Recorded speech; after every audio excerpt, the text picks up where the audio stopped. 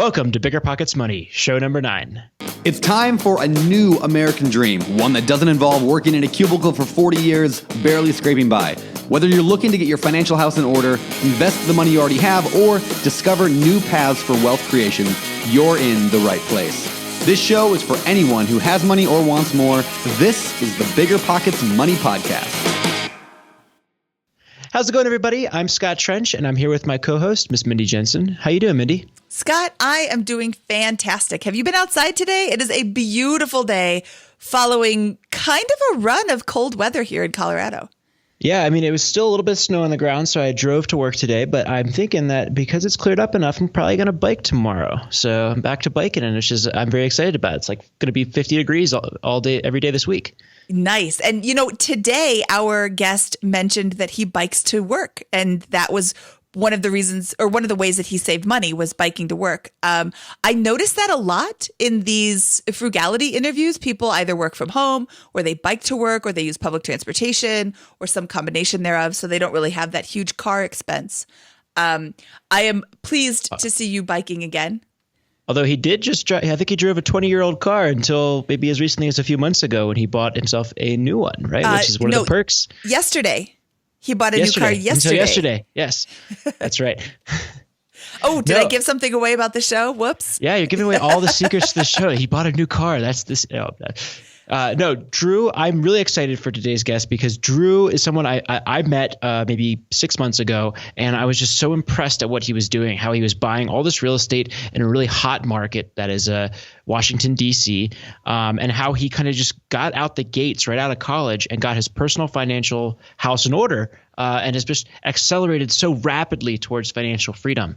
The way he's done it is just hard work, hustle, savings, smart investing, and then opportunistic networking. And he takes jobs for not only side hustles, not only to make a little extra money, but also to learn more so he can help his long-term business. He's going to have a 7 or less year career, I think. Yeah, he's not going to be in the workforce very long. You kind of glossed over this, and I want to bring it back and say hustle. He has so much ambition and I can't even think of the word I'm looking for. He has so much oomph. Hustle. He's so much hustle. There you go. He has so much hustle. He doesn't just take his lifestyle for granted. He goes out and makes more money and continually looks for ways to increase his net worth, to increase his income in ways that aren't like just getting a second job. Anybody can get a second job, but he's doing these little side hustles. And yeah, so I agree. I mean, hustle is the key here. And this episode is for you if you're someone who wants to hear about what could have happened if you graduated college and then optimized in every direction as much as you could in order to pursue financial freedom. This is the result of that kind of optimization, that opportunistic hustle, the high savings rate, and smart investing. And it's just a really cool story to hear. So please listen to the show if you're interested in that concept and share it with anybody and everybody that is starting out so that they know what to do and have this repeatable path for them. Yes, absolutely. So we should not just sit here and tell his story for him. Why don't we bring him in and let him tell his story? Drew, that sounds like a great idea. Drew, welcome to the show. Thanks for having me, guys. Yeah, so me and Drew met at a FinCon, I think back in September of 2017, and immediately hit it off because he's got a really cool story that I think there's a little bit of similarity between his story and mine. And actually, one of my buddies is a DC resident and a huge fan of Guy on Fire. He was like, "You got to meet Guy on Fire. You got to meet Drew, I think it is." And I was like, okay. So I ran into Drew, and I was very impressed and surprised to see everything that he's done, and I'm kind of excited to share that with everybody here. So Drew, can you tell us a little bit about where you first discovered the concept of financial freedom and how that kind of interested you? Definitely. So I discovered financial independence or financial freedom somewhere between my last year of college and my first year of working. And it really hit home with me because I didn't like the idea of being stuck in the office in a cubicle for the next 40 years. I'm a big outdoors person. I like being able to have flexibility and freedom. So it really got me thinking, how do I get out of corporate America And one of the big things I did, I was working in commercial real estate at the time. So I started house hacking. I bought a 3-bedroom, 2-bathroom house and rented out 2 of the extra rooms. And that really lowered my cost of living, since I was able to reduce and then eventually eliminate one of my biggest expenses. The average American spends about a third of their income on a place to live. So where was this house hack? Were you still living in DC at this point, or was this somewhere else? It was. So I'm from the DC area, and I've been here for the last 8 years now. So I've been house hacking in the DC area for the last 4 years too. So I have a quick question here about the way you approach this. So did you come out of college and into this first job with assets, or did you kind of accumulate them over the course of that initial period and then use this as your first major investment? And kind of what was your thought process, I guess, going into that house hack? Yeah, so graduating college, I had a little bit of credit card debt, nothing too out of control. I think it was $4,000 or $5,000, and I had about $20,000 in student loans. I was fortunate enough to be living at home for the first couple months after graduating, so I was able to stock away a lot of my paychecks. But I also really took advantage of that time, and I was definitely side hustling while living with my parents to save up for a down payment. So I was working as a freelance photographer. I was delivering moon bounces, and I would also serve as a swim practice taxi for a kid in our neighborhood, and that involved waking up at 3:45 every morning to drive him to swim practice. Who was that, Michael Phelps? I wish. That would have been the next Michael fun. Phelps. The next Michael Phelps, yeah, 3:45. That's a pretty hardcore swim practice for a kid that obviously can't drive. Yeah, he was a high school age student, and it was very interesting. It's all self-motivated. His parents weren't pushing him to do it, but they were willing to find a way to get him to the practice. They're like, we're not going to drive you at 3 o'clock in the morning, but we'll hire this guy. Hey, finding ways to fix problems is a great way to make money on the side. Oh my God, absolutely. that's such a great quote. That's awesome. So tell me, what did you study in college? Finance and economics. Okay, and that, you said you were working in commercial real estate. What were you doing in commercial real estate? So I started off underwriting commercial real estate loans and did a lot of multifamily, ground-up construction, and value-add and stabilized assets. So what I learned on the job was great for actually analyzing my own investments. Yeah, that's awesome. So that seems to have some, a lot of people I know that work in the commercial real estate space kind of treat it like another finance gig, where it's a lot of, I don't know about your job, but it can be fairly high income, long hours, kind of stressful work. Did you find that to be the case at all? Absolutely. I mean, the hours were very demanding, especially my first couple years on the job. I'd usually be the first one in the office around 7 in the morning, and it'd be a lot of 12, 14-hour days, nights, weekends. It took you 3 hours to get to work?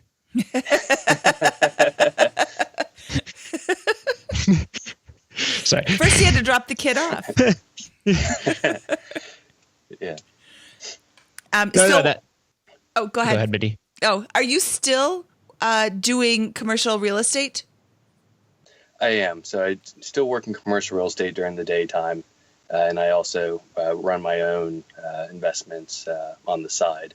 And I actually ran a property management company for about 2.5 years also on the side. So that was a fun side hustle where I managed about 50 properties in DC. And that was your own company? Were you working for someone else, or you were the head dude? I was running a lot of the day-to-day, but it was another gentleman's company, and he actually served as my mentor. And he taught me a lot about the actual mechanics of being a landlord. Yeah, working for a property management company is a great way to get experience. So with the background in commercial, do you have any interest in doing commercial yourself? Definitely. So the one challenging aspect about living in a place like DC is property in general is very expensive. And to to buy anything kind of in the B or A space, people are paying like 4.5 or 5 cap rates to where it's just not a very lucrative return. Can you explain a cap rate real quick so that for people who may not know what that is? So cap rate is a way to evaluate commercial real estate. Simply put, you take the net operating income of the property, which is all the revenue minus the expenses and what would be left over, and you divide it by what's called a cap rate. And that gives you the value of the property. So if I had $10,000 in income and I bought $100,000 property, if the property produced $10,000 in income, was purchased for $100,000, you'd have a 10% cap rate. That right? is correct. Net operating.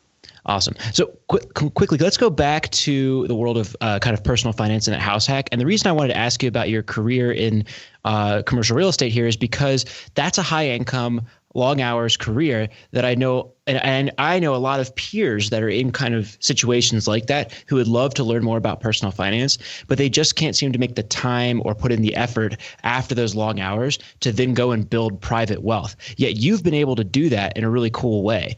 And so I really want to hear, how did you go from $20,000 in student loan debt and a couple $1,000s in credit card debt to buying this house hack? What were the levers that you put into place into your own life to come up with the down payment or otherwise finance the property? And then what did your expenses on the rent side look like before and after the purchase? Definitely. So jumping into first the savings part, as I mentioned, I was fortunate enough to live with my parents for a couple months after graduating. And during that time, I learned to live off my side hustle income. So I was banking probably 80 to 90% of my take-home pay from my day job. So I was able to stock away money rather quickly. And then I was able to save up enough for a FHA loan, which was a 3.5% down payment on my first house. And I think that was about maybe $12,000, give or take. And I was able to rent out those 2 extra rooms. And one of the mistakes I learned along the way was giving friends rental rates below market. I charge each of them $750, so the total is $1,500, and it was great for them, great for me. I wouldn't recommend necessarily always doing that. And because it's an FHA loan, the loan was a bit more expensive since you have PMI. And I believe my initial carrying costs were about $2,300 or $2,400. Thankfully, I was able to refinance out of that loan because the property value went up, and I was also able to pay down some of the principal. And when I refinanced, that dropped my mortgage by about $400 a month. So my payment was around $1,900. So my rents were $1,500 and my mortgage was $1,900, which meant I was owning a home essentially for $400 a month. What year did you buy this house? This was 2014. Okay. So back in 2014. And so I was looking at it that I was owning a house for $400 a month, where the average rent in the DC area at the time was about $1,500 a month for a studio or a very small 1-bedroom. So it seemed like a bargain. It was definitely a way to keep my expenses down. What and during that time, rents have been for your friends if you would have been charging them? Would that have been $1,500 each? It would have been probably closer to $825 or $850. So they were $75 to $100 below. Okay, so that's a super low discount. It's not like you gave them 50% off. Okay. Definitely not. I didn't give away the farm. And yeah, I think you're not giving yourself enough credit, because it sounds like this was a pretty good living situation, right? Did you enjoy your time in this house hack with your friends, and were you close to any cool parts of town or anything like that? It was great. So me personally, I'm a biker. And there's the trail a block away from the house, so it's easy to actually bike to work. Once I started working downtown, we had a brewery 2 blocks away from the house, which was fun. And it was actually a very walkable part of town, which was great. And I enjoyed it. And, during the 2 years I lived in that property, my living expenses were under $1,000 a month, or right around $1,000. So it was a great way to stock up way money. I was putting a lot in my 401k, and I was investing in individual stocks too. So, I mean, it's awesome. You start out and you have a couple of advantages. You have a modest amount of student loan debt. You have the ability to live at home with your folks and not pay rent to save up for those initial years, and you take advantage of those things, and then you immediately set out to hack your housing here in a way that is fun, is more financially savvy even than living for free, which is very difficult for most people to do. And then, I assume that you had the option at least to retain this place as a rental property. Is that what you did? I did. So after a little while, I started running some numbers. I remember one day sitting on my living room couch, updating my expenses and my budget for the month, and I track where my net worth is. And I think I was 24, maybe 25 at the time. And I was wondering, what would it take for me to become a millionaire by age 30? And I was like, well, ran through some scenarios. Okay, if I save $20,000 a year, not going to get me there. If I try to save $40,000 a year, not going to get me there. And I ran a bunch of scenarios, and I realized I need to focus on earning more. So this led me down the path of buying my second property. So I got a property in downtown DC. It was an old row home. Complete fixer-upper, ripped it down to the studs, all new electric, plumbing, and moved out of my first house, had a roommate take over my room. So then my first property became cash flow positive. It's renting for $2,350, I believe, and the carrying costs were about $1,900 a month. Not the greatest cash flow, but it definitely was throwing off cash. But the house I moved into, I took a 3-bedroom, 1.5 bathroom house and turned it into a 5-bedroom, 2.5 bathroom house. Wow. And it was great. It took a lot of work. I mean, I was waking up most mornings at 4:35 in the morning so I could be the first person at Home Depot to pick up supplies. I was doing some of the work myself, but I also had contractors doing some of the work since I still had to maintain a full-time job. Well, you were used to getting up early, right? Were you still driving the kid to swim practice? That ended probably about a year or two before that. Okay. The kid turned old enough to get his license. I think he was 17, and started driving himself. Fair enough. So, but the second house, it was great. The location was much better, and I was able to get about $1,000 per room on average. So I was collecting $4,000 in rent, and my carrying costs were about $2,400 in rent. Ooh. So I was able to live for free and pocket $1,600 a month. Yeah, those are better numbers. Those are Much better, right? numbers. I don't think I've ever met anyone where their first property was their best investment. So definitely learned some things along the way. Yeah, but you know what? Buying a property and doing the work and figuring it out as you go is a really great way to learn. You can't learn better than experience. And there are a number of people who will go on, go on TV or go on the radio and, I'll teach you how to do this. And all you have to do is pay me $40,000. Put that $40,000 in the house and learn your own self. Absolutely. And I should throw out there, I used a 203K FHA loan. So the loan required only 3.5% down. And I was also able to have extra loan dollars provide money for most of the renovation. So if anyone's looking to get into real estate, that's a great way to buy a fixer-upper with limited funds. So how did you find your experience with the 203K? It's a little slower than I would like because you have to have I believe they call him an FHA inspector, come to the property. He makes sure the budget makes sense. And then say you're replacing all the windows. So he has to say, well, yes, there's new windows here. Yes, they were installed correctly. And he submits a report to the bank. And then the bank has a couple of days to process the report. And then they send you a check on a reimbursement basis for you and the contractor. Okay, so you still need to put money up front for the renovations. Your contractor is supposed to work on a reimbursement basis. So there's a lot of documentation that goes into the 203K FHA loan. You have an agreement with the inspector and the contractor. And there's a lot of contractors that actually specialize in this type of loan, and they understand that they will be reimbursed within a reasonable time frame. Oh, that's better than just a regular person. There's no guarantees. How does this impact you if you're kind of a do-it-yourself type person? Like, were you doing any of the work yourself, or did you have to hire out a lot of it because it was going to get inspected and, you had to have the government all involved with the licensed contractors and all that kind of stuff? So you are able to do some of the work yourself. It depends a bit on your background. I worked and volunteered with Habitat for Humanity for about 7 years, so I had some background. I am not an electrician. I am not a plumber. Those things you needed permits for, and you needed a licensed plumber and electrician, and you also needed a general contractor to oversee the project.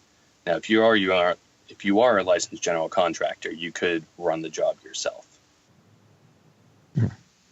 Okay, so this is not going to be necessarily the cheapest way to do things if you're an investor, for example, or are self-educating a lot in real estate. But the advantage again is that you didn't have to bring very much cash to this, and you could buy the property with 3.5% or 5% down, and then finance out the majority of the construction expense in what appears to be a major rehab here, adding bedrooms and bathrooms. It was definitely an extensive rehab. I think the loan gave me about $70,000 for the renovation, and I intentionally went over budget and I think spent about another $25,000 on other items over the course of the construction. And I ended up renovating the property during the fall. So I waited until spring to redo the backyard and the patio area.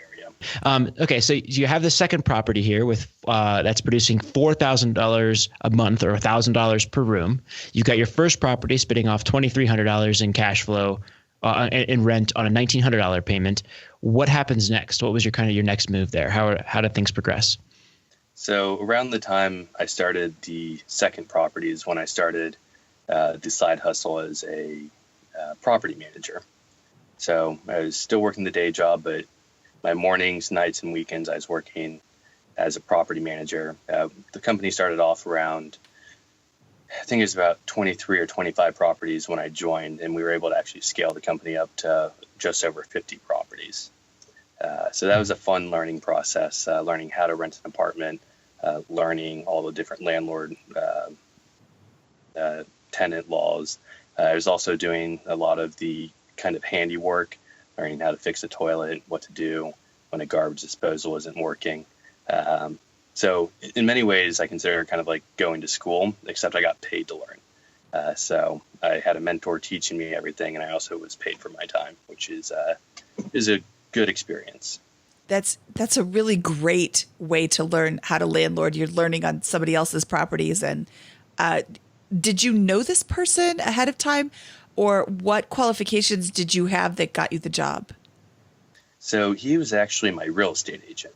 Okay. And he's been in the DC area at that time, probably about 15 years, investing and buying his own properties. And real estate is very much a side business for him. He also has a daytime job, but he's been able to grow his own portfolio and be a third-party property manager for a lot of people.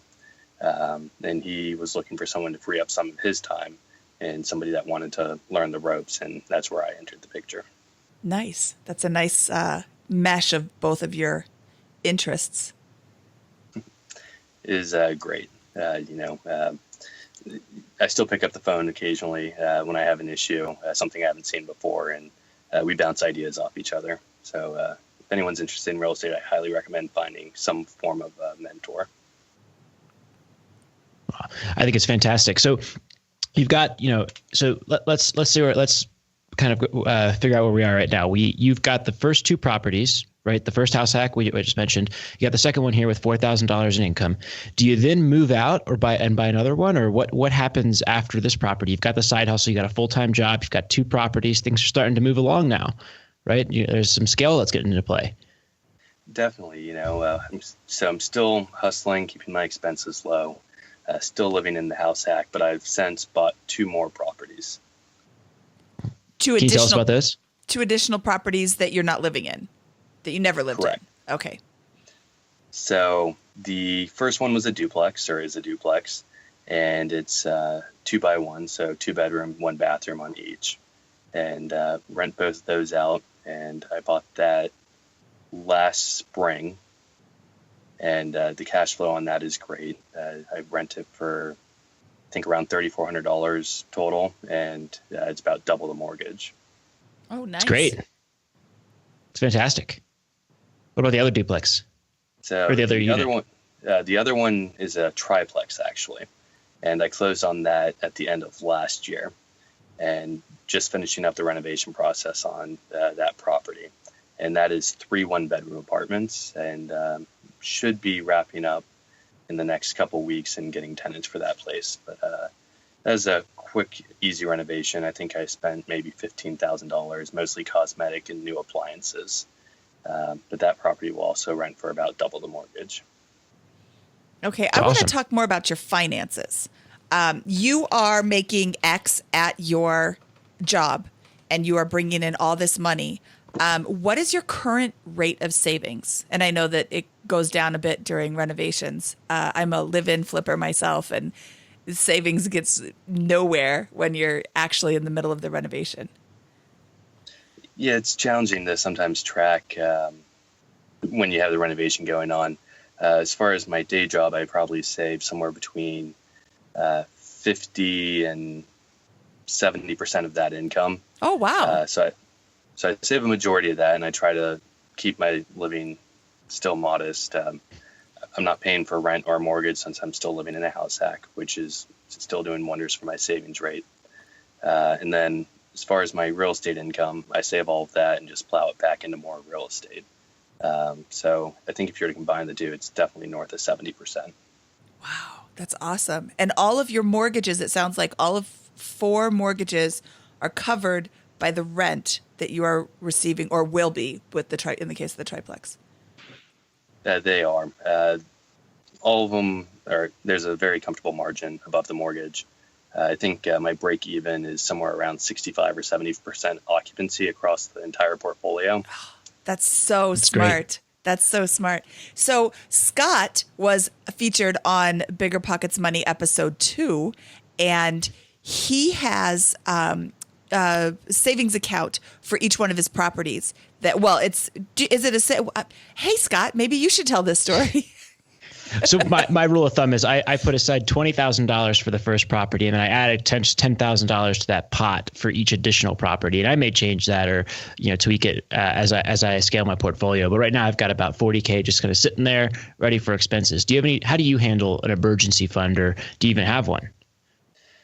So I don't have a definitive account earmarked just for emergencies. I do like to keep a lot of cash on hand, given that I am a real estate investor, and if I find a property I want to buy, I want to have the funds to do it. But also having 7 rental units, I also own 7 water heaters, 7 HVACs, and things can get expensive quickly. So I always keep a good amount of money on hand, and I also have a line of credit that I can draw down on at any time if I am short on cash. That's really awesome. And, I think that you can draw a correlation between this with like budgeting. I don't budget, but I also don't have to budget. If there's an emergency, I know I can cover it just because my frugal lifestyle allows me to save a significant portion of my income. So it sounds like and Scott's a frugal guy too. I love that he is planning ahead with having this emergency fund that he never touches. And I look at you, and I'm sorry, you don't look like you're 25 years old or 26. How old are you now? 27? 29? 27. 27. Okay, you don't look 27 either. I think it's the beard. I'm not saying you look like an old man. I'm just saying you look. I know how old Scott is, and he's very young. I'm like, Scott's young. He doesn't have all this experience, but you're young. You don't have all this experience either. I am not young. I am not 27, and that's as far as we'll go with that. But You're 26. 20 exactly. Yeah. Oh, my new best friend.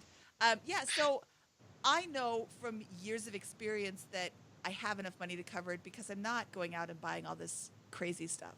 So how do you feel comfortable?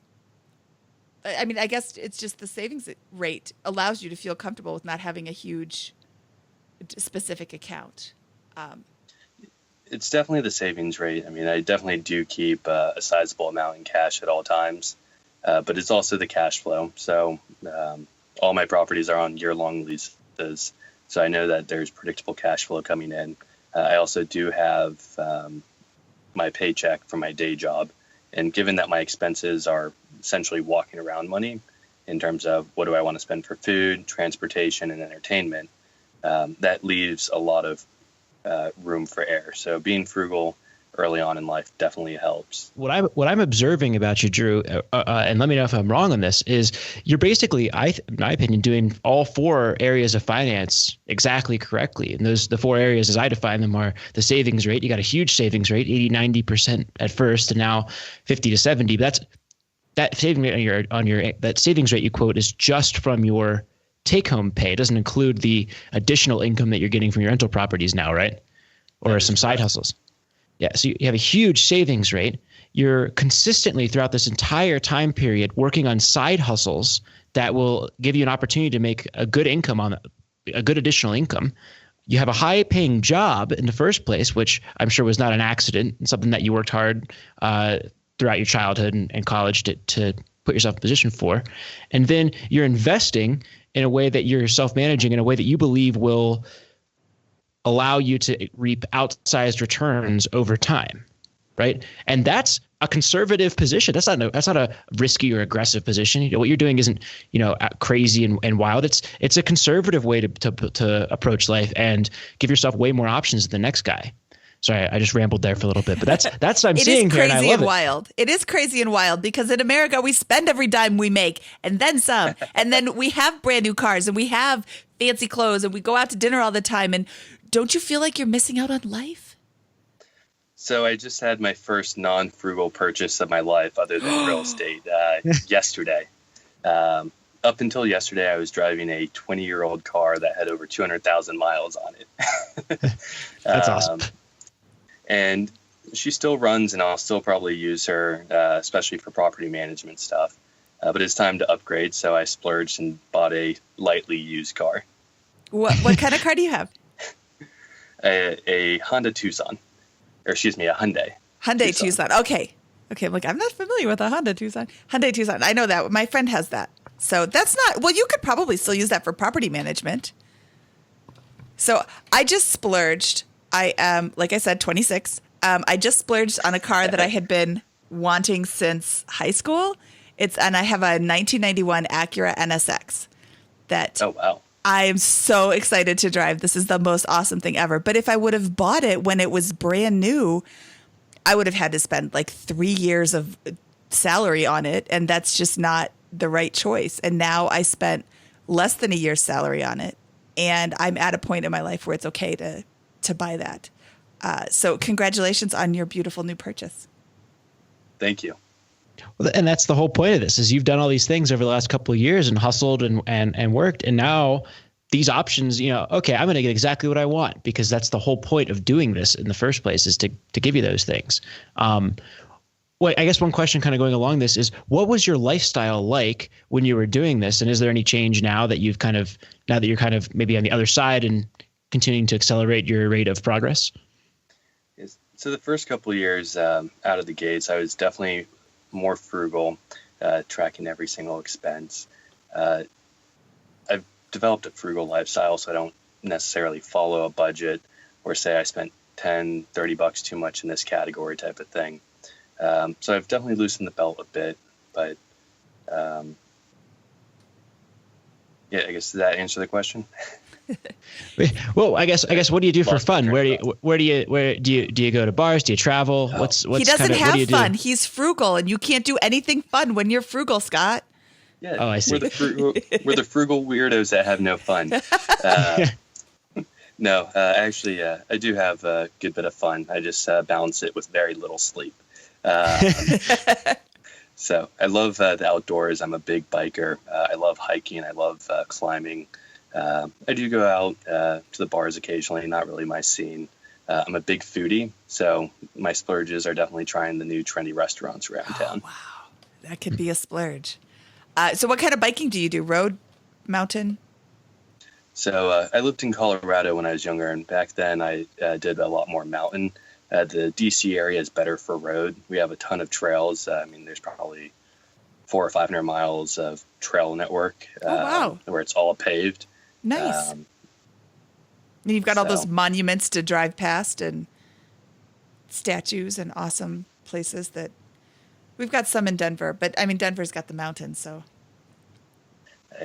I love the mountains. I would trade monuments for mountains any day.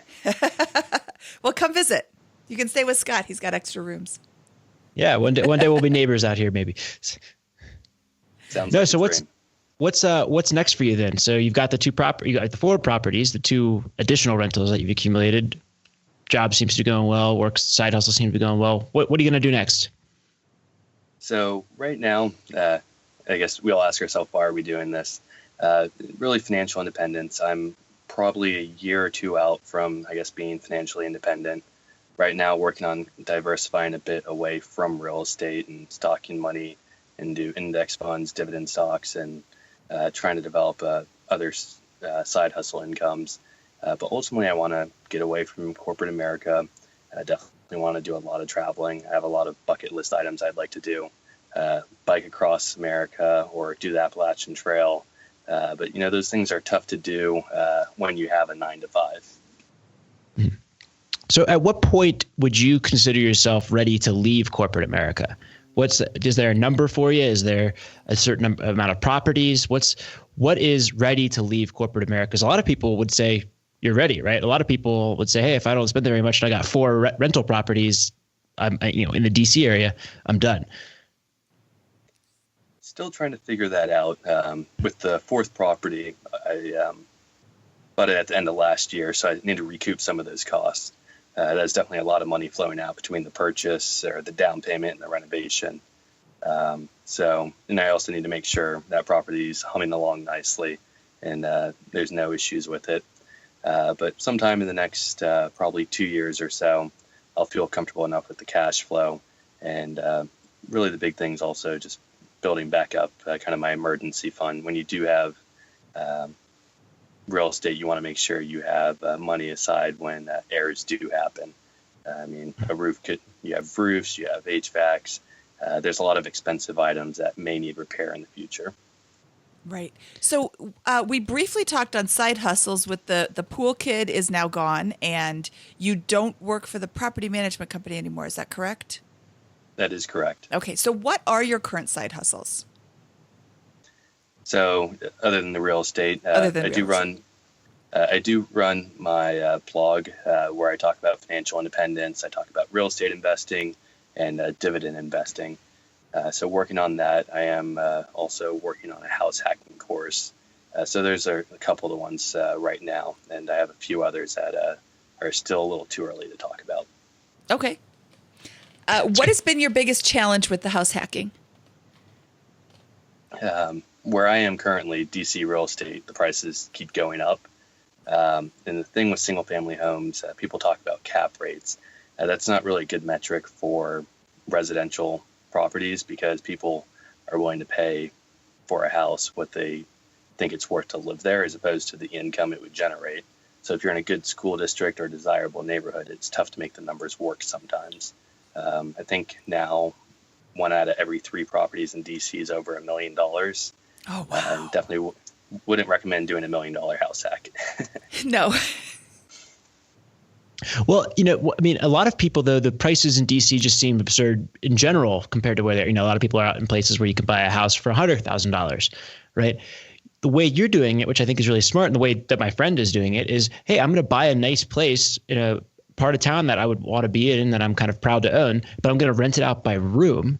And that's going to allow me to generate a substantially more cash flow than I could if I rented out the whole thing to a single tenant or whatever it is, right? So I think that's a fantastic way to get around that problem in these kind of more expensive markets. So have you found that house hacking is a repeatable, profitable strategy for folks in the DC area at today's prices? Like, for example, could you find another house hack at today's prices? You definitely could. It would be more challenging in the neighborhood that I am in currently just because property values have gone up probably 40 or 50% in the neighborhood I'm in the last couple of years. But there are still emerging neighborhoods or neighborhoods in going through gentrification where you can make it work. Mindy, I see your lips moving, but you're muted, I think. Oh. I knew that would come back to bite me in the butt. Cut that out, Dave. That's it. Yeah. Okay. Being in these gentrifying neighborhoods is a really great place to be in. You're not paying the top dollar that some of these other neighborhoods that have already gone through the rehabilitation process. Scott's first property is in a gentrifying neighborhood, and the way that you look at the growth of Denver, it was very clear if you did a little bit of calculations, this is the next big spot. So, Scott, would you say that's true? Yeah, I think that if you do your homework, and let me know what your opinion is on this, Drew, but my opinion is that if you do your homework and you study the areas, you can tell what areas are likely to appreciate at greater than market averages over time, but you can't tell when that's going to happen or by how much. I think that you can kind of increase your odds at getting a good return by doing what I did and thinking, this looks like the next spot of town that's going to improve because it has to, because of all this development that's going in there and the way the city works. But I certainly was not expecting the amount of appreciation I got or in the time period that I got. So, yeah, definitely. How do you feel, Drew? With that? I definitely agree. If you spend some time looking around different neighborhoods, you can tell where the momentum might pick up and where people might start moving to. I oftentimes, a little generic, but I look for coffee shops or I look for like neighborhood bars popping up. One thing that is very interesting to look for, a lot of cities and counties, their building permits are public, and the zoning process for a developer to build something a little bit more sizable, so an apartment building or a condo building with a couple dozen units or even a couple hundred units, all those records are on file, and you can see that, along this road, there's 3 apartment buildings going up. And it might be a year or two before they open their doors. But if you have a couple hundred people now living within 3 blocks of this place, you're going to start having bars and restaurants and grocery stores come in. And really everything starts feeding off each other. Yeah. And so I look. Go ahead. No. Yes. Go ahead, Mindy. No, I was going to say Starbucks pays a lot of money to do research in these up and coming neighborhoods, and they're not going in to neighborhoods that aren't popping up. I mean, when a Starbucks opens up, you're like, oh, that's a great place to live. But they already know that that's a great place. They got their property super cheap. If you can find out when they're permitting their stores, that would be a really great way to get in even earlier than the ground floor. Absolutely. That's a great one. People always talk about the Starbucks effect, or some areas even the Whole Foods effect. So there's or any organic grocer. Yeah, and Amazon has this new, have you read about this? They have a new unmanned store. You have to have an Amazon Prime account to get into it, and everything is RFID chipped or whatever. So you walk through and you put all these things in your cart, and then you just leave, and it gets automatically billed to your Amazon account. If there's one popping up in your neighborhood, that's a good neighborhood to be in. Wow, that's awesome. Yeah, I'll have to check one of those out. Yeah, they only have the first one in Seattle right now, but I would look for the new HQ to have a lot of properties around it popping up like that. It just seems like so really all these great. people can move in and no jobs. So, Yeah. No, there's probably jobs too. DC's on the finalist list for the new Amazon headquarters, so fingers crossed. So is Denver. Yeah, we'll see. Competing there. Yes, I don't think it's going to be Denver, but hopefully I'm wrong. No, so we talked about your whole career, your whole 6 or 7 year career, if things go as planned. Basically out the door from college with a little bit of debt into your job, your side hustles, your savings, your real estate, and then what you're going to do after that. Do you have any last thoughts before we move on to the famous 4 about that you kind of want to share? Maybe something that's key to the journey here that we haven't discussed?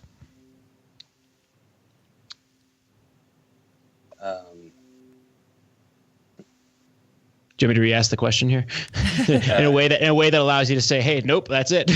So, yeah. all right. So we've talked about No worries. I was my fault. I was like, oh, what's the secret sauce that you haven't told us yet after we just interviewed your whole life story? So frugality is the secret sauce. Yeah. No, I mean, again, I'll have something. No. So it sounds like you've had a great career here, and you're basically almost done. Maybe 5, 6, 7 years after you started, and it's gone pretty well. That's incredible. That's what I think a lot of people that are coming out of college need to hear is your story, how you did it through this combination of 4 or 5 different things that you did, and the hard work and the hustle throughout, and the discipline.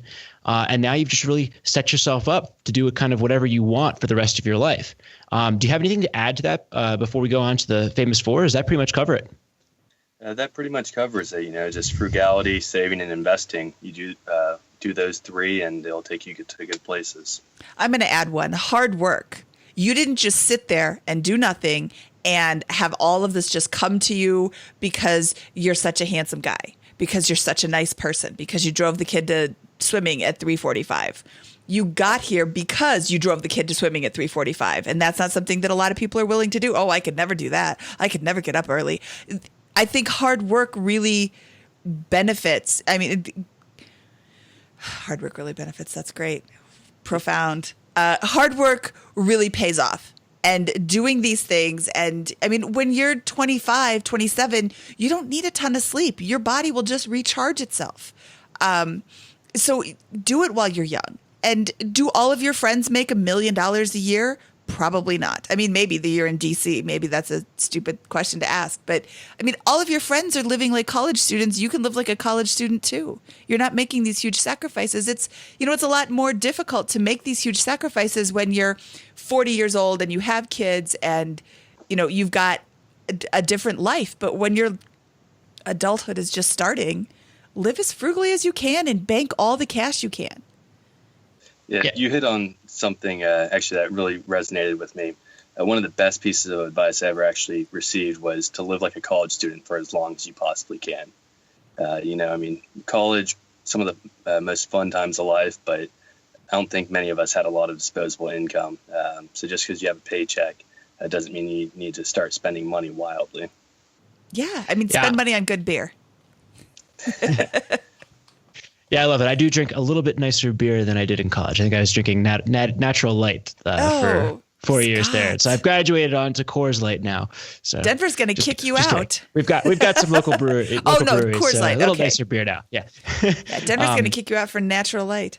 No, I think it's really great though, and I think that the key, what we just pointed out here, is that doing this while you're young and out of college is the key. The stakes are really high for doing what you've done now by this point in your life, rather than starting at this point in your life. If you'd started at age 27, it would have been exponentially more difficult for you to make those changes that you needed to do to get that high savings rate, house hack, start those side hustles, get up at 3:00 in the morning for one of them. Like, that stuff is not really as feasible for older folks that are a little bit farther along in life. And so, yeah, I think that the fact that you've done those things is just going to set you up for the rest of your life, and is something that's Mindy, it's our job to crack that nut for the people that are even a little older than Drew, because I think we've got a formula here that works really well for the graduating college student. How do we translate that to the folks that are a little older? Live and flip. The live and flip, yeah. I like the live and flip a lot. You can do that at any age. If you want to learn more about the live and flip, you can listen to episode 5 of the BiggerPockets Money Show, where we interview Mindy and learn a lot more about that, right? Yes, and that's essentially what Drew is doing, is living in his flip. Did you live in the property that you were renovating, or did you move in after the renovations were complete? A bit of both. I did not move in immediately because there's a lot of demo. Okay. But once things were framed up and cleaned up, I definitely moved in before it was finished, and I was doing a lot of the finishes at night after work. Yeah, and living in the property that you're flipping, it kind of covers 2 bases. You need a place to live, so here's a place to live, and you're not paying extra rent or extra mortgage payments on some other property, and you can work on it. You're not driving over there. I don't know about DC traffic. I've heard it's a little tight sometimes. You're not driving over there after work to try and squeeze in a couple of hours. You're driving home, and then you can squeeze in like 3 or 4 hours and just go to bed.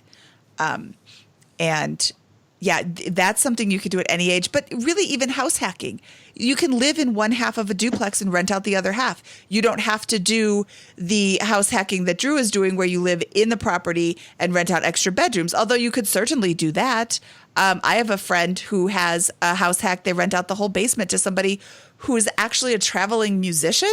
So she's never home. And now she's getting married. So she spends most of her time at her boyfriend's house, but she doesn't want to move in yet or whatever. So she still has this place that she pays rent on and doesn't actually live there ever. I mean, that's the sweetest gig if you could find some sort of traveling person that's never home.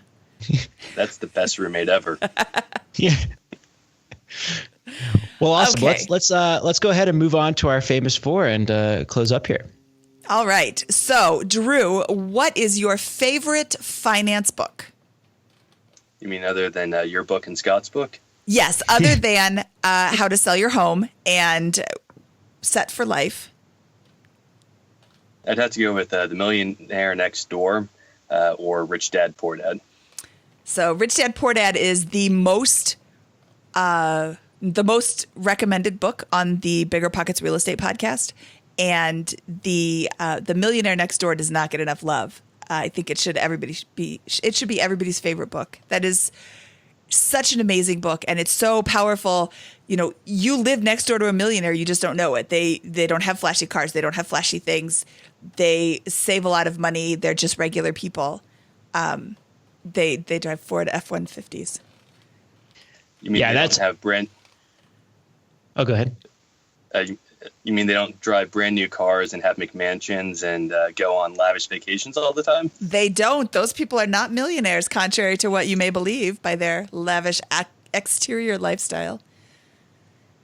No, that's just a book that's one of my favorite books as well. Possibly my favorite book on building wealth. And what's great about it is he has those kind of anecdotes about who these people are individually, but it's also just such a long-term data-driven study on millionaires and their habits, their mannerisms, where they live, what they do, all that kind of stuff. That's just fascinating to think about. And remember, at the time it was written, I think it was in the 80s. You know, a millionaire meant a lot more than it does today. You know, these are folks that would probably have $2, $3, $4 million in 2018 dollars. Yeah. Awesome. So, what was your biggest money mistake, if you have any? So I was definitely a little reluctant to start investing. You started investing when you were what, 20, 21? What were you supposed to start at 13? Well, so I started college right as the whole world was falling apart, and I was working my way through college a bit, and I had a little extra income here and there, and 2012, 13, 14, I kept thinking, we're going to have another recession, and I was reluctant to put money in the stock market, and missed out on some good years of compounding. So definitely just not jumping in right away. I mean, I'm young and I have plenty of time to recover if I do lose money on an investment. That's, you know what? That's a great thing. I'm young and I have time to recover if I lose money on an investment. Perfect. Yeah, his downside is he has a 10-year career instead of a 7-year career. Right. Man, those last 3 years would be brutal. Yeah. Okay. What is your best piece of advice for people who are just starting out? I'd definitely say live like a college student for as long as possible. It's not so much the hosting keg parties on a Tuesday or pulling a Van Wilder, but referring more to your budget and your spending habits. I mean, as I mentioned earlier, most of us didn't have a lavish budget in college. We lived on a spaghetti budget, ramen in the dining hall. So just because you have a paycheck doesn't mean you should develop caviar taste now. Oh, good point. Yeah, my husband said that when he graduated from college, the first thing he did after he got his new job was go out and buy a steak. Like he was never able to have meat in his diet because it was too expensive. It was always pasta or peanut butter. And he's like, that was the best thing ever. I'm like, I'm so sad for you. But yeah, you don't need meat to live. You can eat a vegetarian pasta lifestyle for a whole lot less. So speaking of these parties with the kegs and all that they were just mentioning, what is your favorite joke to tell at parties? Geez. Well, let's throw a party and you'll find out. Oh, what a cop out. So Scott is going to have a party for you the next time you're in town. Let me know. I'll set it up. Yeah, we'll put you on stage and you'll have a mic and you'll just have the floor for 10 minutes telling jokes. That's a great idea. I'm here all week. Thank you very much. Okay, Drew, before we wrap up, where can people find out more about you? Definitely. They can go to my website, guyonfire.us. I'm also on Twitter, guyon_fire. Or they can send me an email, guyonfire.us@gmail.com. Awesome. Thank you so much. Yeah, I definitely recommend that you check out the site. It's I've enjoyed it, and as I mentioned, so does one of my really good buddies from home that I grew up with. So you have a couple of huge fans, Drew. Great. Well, Drew, thank you so much for your time today. I really appreciate you coming out and sharing your house hacking story. I think it's really important to share that so many people are doing this house hacking now. I did it back when it was called having a roommate, but then Brandon Turner created this whole new term, and it's a really, really, really great way to live for free or significantly reduced. And I did it when I was younger. I think I was 26 when I was doing it, and my brother was my roommate, and that was really awesome. And I think it's really telling how many people who come on the show do this exact same thing, some form of a house hack or some form of, reducing their living costs. And that's really awesome. So thank you very much for your time today. And I hope to see you around soon. Thanks for having me. All right. So that was Drew from Guy on Fire. I am so excited to share his story with you. Not just because he's got a great story, but to reiterate these points: a high savings rate, a focus on frugality, and the house hacking, the cutting out or cutting down your biggest expense, which is housing. And, I see this over and over again from so many people who are on this show and from so many people in person or in real life that I know. House hacking is such a powerful tool, and it's really not that hard to do. Yeah, I love it. And I liked it because, this is a perspective that I really identify with as a single young man around the same age as Drew. And I love how we have different perspectives on this show here. We have, Drew, who's the 27-year-old with few obligations, who can hustle and optimize in all these ways toward financial freedom. We've had the Frugal Woods. I think they're actually next week for us.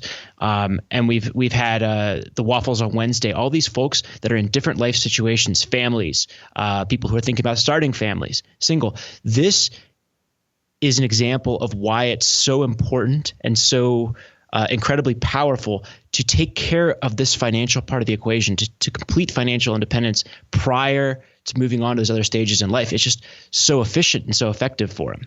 Yes, we didn't discover financial independence until meaning my husband and I, didn't discover it. And the concept didn't even exist in our minds until 2012, when he was having a really bad day at work. And you do the math and, you might think this is garbage. This is a lie. He's selling something or whatever. But you do the math and you realize it's not that hard. It can happen for everyone. And it is a big deal. Friend's quote, you won't even get. That's a quote from a TV show that you've never. Okay. But it's not that hard. When I was born? Shut up, Scott. I think it was out after you were born. Maybe you were one. Anyway, so yeah, I hope you enjoyed the show. Please, if you have any questions about this episode, we have a new forum on the BiggerPockets forums called BiggerPockets Money. There will be a thread designed specifically just to discuss this particular episode, and we would love to hear your thoughts. So give us a shout out at biggerpockets.com/forums, and the BP Money Forum will be right there up at the top. Awesome. Okay, Scott, should we get out of here? Let's get out of here, Mindy. Okay. From episode 9 of the BiggerPockets Money podcast, this is Mindy Jensen, over and out.